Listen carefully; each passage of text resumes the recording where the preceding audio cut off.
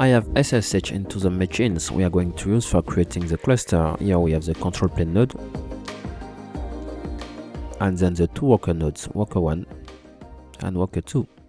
They are all running Ubuntu 24.04 LTS version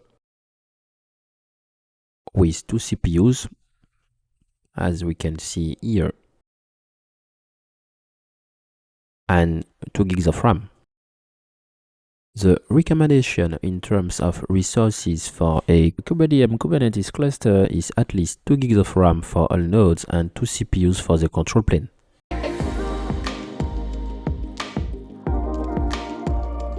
Now, before we deploy the cluster components, we need to be aware of a few prerequisites and ensure they are properly configured on all nodes.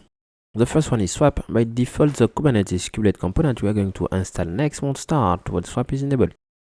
That's why we are simply going to disable swap with the sudo swap of -a command.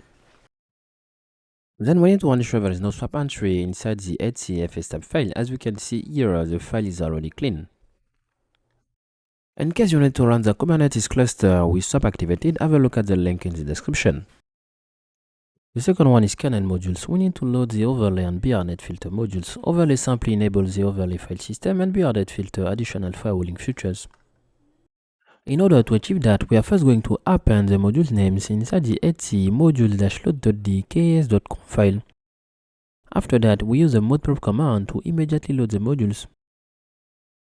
Finally, we can verify with the lsmod command. The third one is packet routing. We need to ensure packet routing is always enabled on the node. For that, we are going to set the net.ipv4.ip_forward kernel parameter to 1 inside the etc cctl.d kes.conf file. After that, we need to restart the proc.ps service to make the change effective.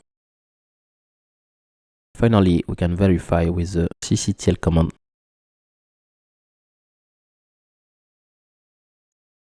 Last thing we need to do is to install a few packages, and after that, we'll be ready to deploy the Kubernetes cluster. Now that all the prerequisites have been met on the control plane node, remember, we need to do the same thing for worker 1 and worker 2, but this time we are not going to type all the commands again.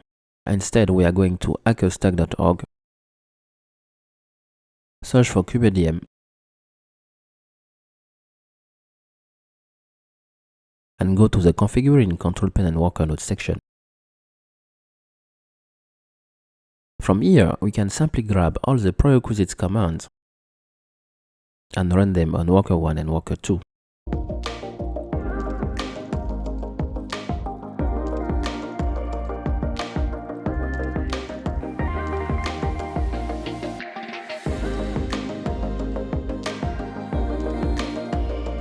Congratulations for reaching the end of the first episode of the Kubernetes with kubeadm series.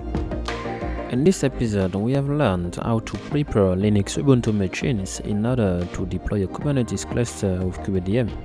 In the next episode, we are going to deploy a 3-nodes Kubernetes cluster composed of 1 control plane and 2 workers.